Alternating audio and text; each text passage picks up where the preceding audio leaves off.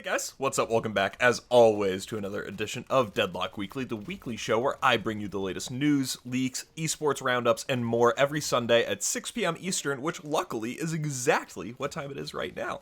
Exactly. And so, if you want to stay in the loop, make sure to subscribe.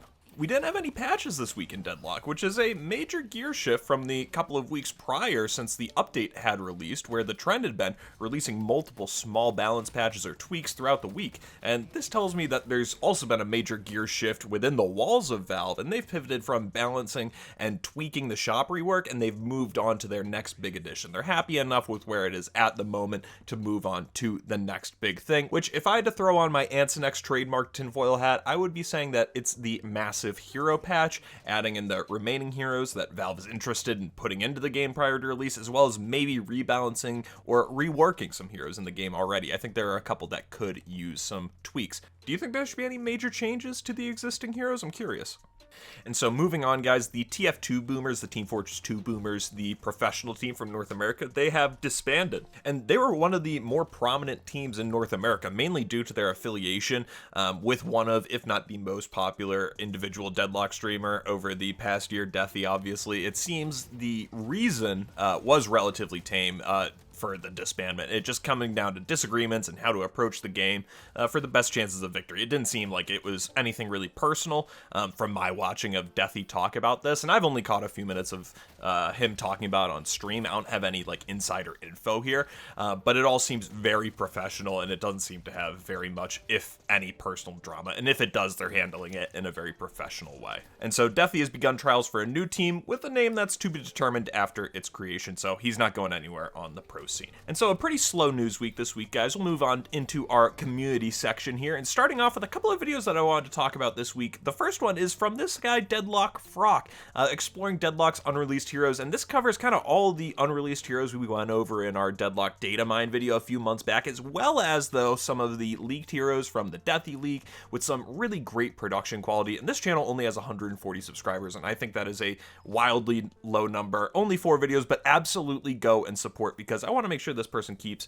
up with the content, because you're way too good at it to stop if you're watching. And then a new video from Cream, which I saw the clip of this on Reddit, which was just hysterical. Can you win a game of Deadlock using only green items? Which is a hilarious video, just a compilation, basically, of Abrams going down to 500 HP and proceeding to regen, which is just hysterical because we've all been on the wrong end of it. And it is funny to just see everything that's proccing in real time. And then right as I was writing this script, I was in the tournament roundup section. The fellas over at Dead Air dropped a new podcast episode, so I can't wait to give that one a listen this evening. And so, guys, all the links for those videos are down in the description. And so then, guys, over on Reddit, I saw a post where all the box locations were mapped by Oswimner. Sorry, that's the best I can do on that one. But they just made some great infographics, and over on Reddit, you can go and take a look at all of the individual level ones, because they made one for all the boxes on each Y level, and you can find those in the description.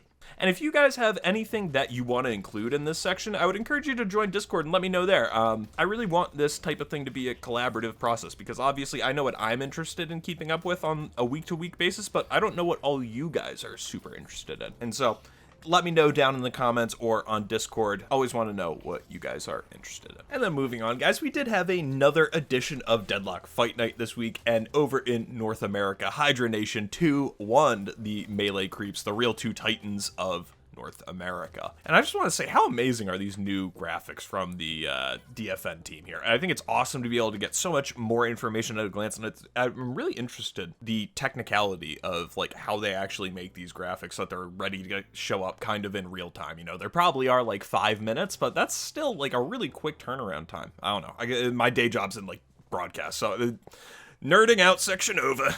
But one thing that's really interesting to me throughout each map is how much each Calico's net worth is from boxes, breakables. I think we'd all seen these cats running around the map at warp speed hitting these boxes recently, but 35% on map 1 from Vegas is absolutely nuts, and makes me think if I'm not hitting boxes enough. Granted, they were on the losing team, but also probably a good time for me to mention that Calico is... Whoa. And it's probably also a good time for me to mention that Calico is back in my roster, baby. I think I just needed some time to play on the new system and realize you can't be like a super tanky hyper carry anymore because you can't buy so many gun items if you're playing the way that I like to play her. You kind of need to pick one or the other, and I like playing the old stall build using E-shift and green items to really extend how long you can be in somebody's faces, but I digress a second time. And then in Europe, take a seat for this one. I kind of lied when I said it was a slow news week, but Abraham's 2-0'd Virtus Pro this week, which ended Virtus Pro's 5-fight night win streak, and giving Abraham's their first win. So congratulations to those guys who have fully evolved from your prior Abrams form. Tell me somebody gets that. These were two much longer maps, both took almost, or about 34 minutes, and the victories were both on the back of some real nice hard carrying by Hoot and solid team performance, sorry. And it's worth noting the trend of Calico having lots of breakable souls continues here, which isn't news, but seeing the percentage like this really blows my hair back. And then, guys, we got our Winrates Weekly. Nothing like the past few weeks where we've been seeing major swings pretty much all the time. 10% in some cases, but it was a real lull for the community this week, which makes sense. There being no new patches, and now being a month removed from the really big update, we're past the honeymoon and into the settlement phase. Everybody has kind of figured out how they like to play the game again, and we're back to business as usual, which is reflected in the win rate and pick rate relative stagnation. We did, however, have our first ever 0% change week over week for Grey Talon, who has taken his lumps recently with a 45% win rate. 7, however, continues to top the charts, and I do wonder if that will ever change, given his ability to farm faster than the rest of the roster. It may just be an inherent thing for him that at lower levels, he's going to be one of, if not the best hero, because if the clock hits a certain point, he just becomes the server admin, because if somebody knows how to farm with him at that lower elo. Some food for thought this week in Winrates Weekly. And then, guys, I'm going to start reading some comments that I find interesting or want to respond to more in depth in the videos. I'm not going to stop reading all the comments and replying to most of them as long as you're not calling me mean things, but I just want to talk a little bit more about some of the things that you guys talk about that I find interesting. And the first one here is from AdStap. I did my best. I think there should be more accessible spirit shreds. HP and spirit resist get ridiculously high now after the item rework. Spirit burst / nuke builds just feel bad to play compared to guns or spirit sustain damage like 7. And I think you're hitting here on something that the community has really picked up on in the past week. That is, it's hard to do sustained spirit damage in the way that you can with guns, unless it's a hero like 7 or Infernus who lends themselves to that. In my reply, I said it's hard to use one of those kind of nuke builds. The Lash Stomp build is the one that I have a lot of fun with. If you're talking, it's hard to use one of those nuke builds that you're talking about if you don't get ahead, where Glass Cannon, it melts people no matter how far behind you are. And then from the ever so classy Truck Nuts with 4 Z's. How did you know I was Ritualist? Gameplay. I worked hard to get that emissary badge, asshole. Cool it. But all jokes aside, though, if you do want to see some better gameplay for the videos, feel free to join the Discord and drop your match ID in the gameplay channel. That's something that I have been looking to do for a little while.